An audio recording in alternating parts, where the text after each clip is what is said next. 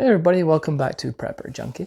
Today I'm going to review a Palmetto State Armory upper. This is a 14.7 inch barrel with a pinned and welded flash hider, and we have a Palmetto State Armory lower. They were purchased separately, and so let's go and review them and give you my overall thoughts. Alright, so let's dive right on in. The gun is unloaded, just so you know. Okay, so we'll start with the upper here. Now, as I said, this upper is a 14.7 inch pinned and welded with a pinned and welded flash hider. And so the upper, let me take the lower off here. So we'll literally just discuss the upper for now.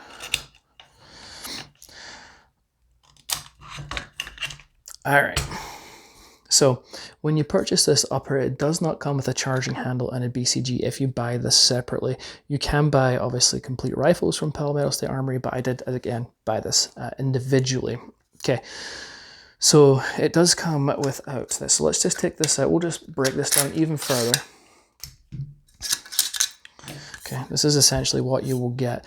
So with this upper receiver, the upper receiver is 7075 T6 aluminum, which is standard across the board for upper receivers.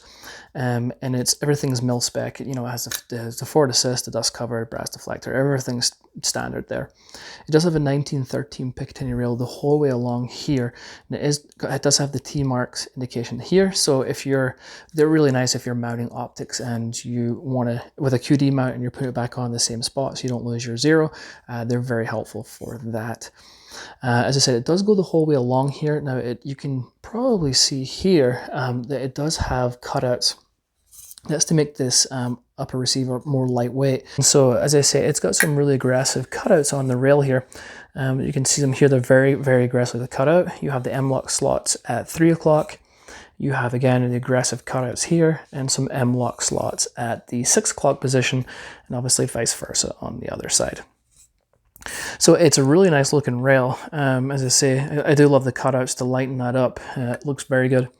Okay, so let's go ahead and talk about the barrel on this upper. Again, this is probably the biggest feature of this upper. It is a cold hammer forged 14.7 inch CMV, and it is chrome lined, which, you know, that's the you know, if you're not familiar with the specs, that's what you want to hear. You want to hear it's cold hammer forged. These barrels will last longer than your standard barrels. You know, you want to hear that the barrel is chrome lined. Again, it helps the life of the barrel. And the 1 in 7 twist, there's 1 in 7, 1 in 8, 1 in 9, and it just depends on the grain of the bullets you're shooting. I like the 1 in 7. It is chambered in 5.56. Again, for those who aren't familiar, if the barrel is stamped 223, you can only shoot 223 rounds out of this firearm. These are obviously stamped 5.56. Now you can shoot 5.56 and 223 out of a 5.56 barrel. Okay, so that is one of the big features. Cold hammer forged barrels it's just where it is. They're typically, you know, the best kind of barrels you can get, and that's what makes them more expensive. You know, if you got this upper without the chrome, the cold hammer forged barrel, you'd probably knock a couple $100 off of it. So the fact that it has a cold hammer forged barrel is what you want to hear. It does have a mid-length gas system, and again, I really like mid-length. So again, you have a carbine length, a mid-length, and a rifle length, and depending on the kind of the carbine length is shorter than there's the mid-length, and there's a rifle length. And they're all proven, they all work fantastic. Mid-length tends to be really nice for smoothing the gun out, though. It kind of smooths it out a little more than the carbine length, but both work perfectly fine. But I personally do like mid-length AR-15s, just a preference. And it obviously, you can probably see through here. So this is where your gas block is. So normally a carbine length will be a little shorter, so this one goes a little further. So yeah, now it is a really nice upper. It has these QD slots, one here and one on the other side. It is a very nice upper. They come in at about $600. And for this market, that's a pretty good price. With the time of posting this, as you'll probably know, things are a little crazy. Some of the downsides to a 14.7 or a 14.5 pinned and welded flash hider. Now it's pinned right here and welded If you don't plan on want to change out this A2 birdcage flash hider, great. You really don't have to worry about anything.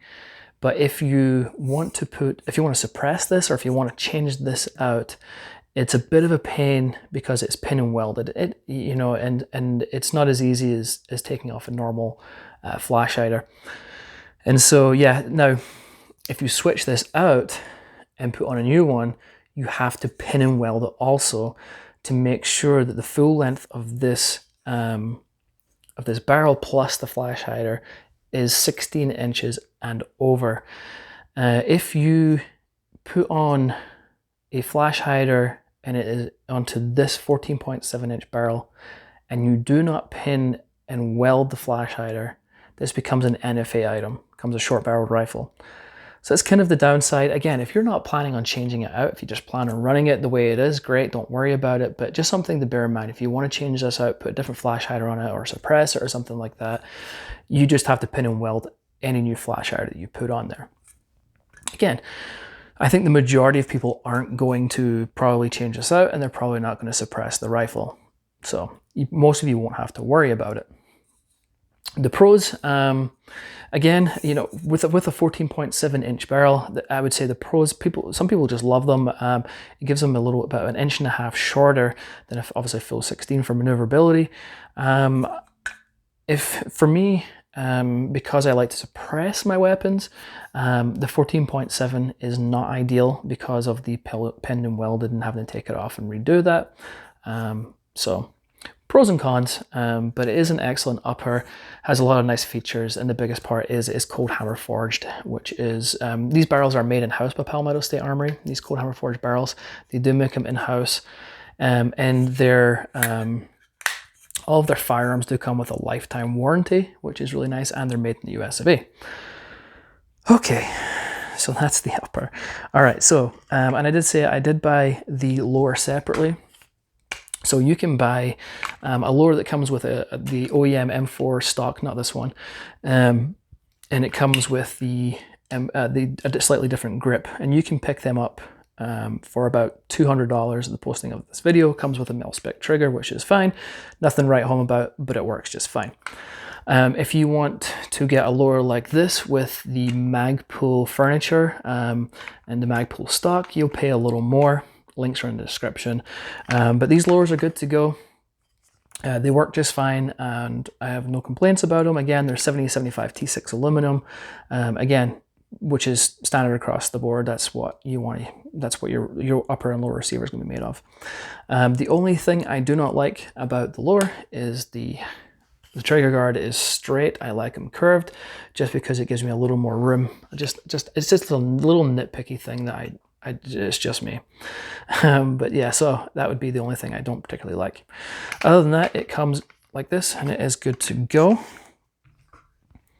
And so we'll put this back on the upper.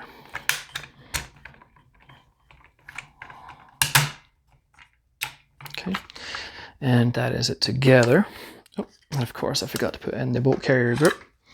So yeah, if you buy this upper, you're going to have to buy a charging handle. You can buy a cheap charging handle just like this. They're not very much, so 10, 12, 15 bucks. They're not expensive. Or put in something decent, like an upgrade that you might want to put in. And then you're going to need a bolt carrier grip. This one is just a Spikes Tactical bolt carrier grip. Palmetto State Armory does have their own bolt carrier grips, and again, link is in the description. And again, it comes with a lifetime warranty, like all of their products. Okay. We are good to go. So that is their 14.7 inch AR-15. So let's just go over some of the shooting. Shooting was really nice with the mid-length. It's really smooth, very nice shooting experience. The cold hammer forged barrel is freaking awesome, and it's chrome lined, as I said. Huge positive. It's a great AR. I mean, that's pretty much it, folks. All right, if you're interested in purchasing one of these, the link is in the description. And if you haven't hit that like and subscribe button, please do so. It doesn't cost you guys a dime, but it really does help me out, and I greatly appreciate it.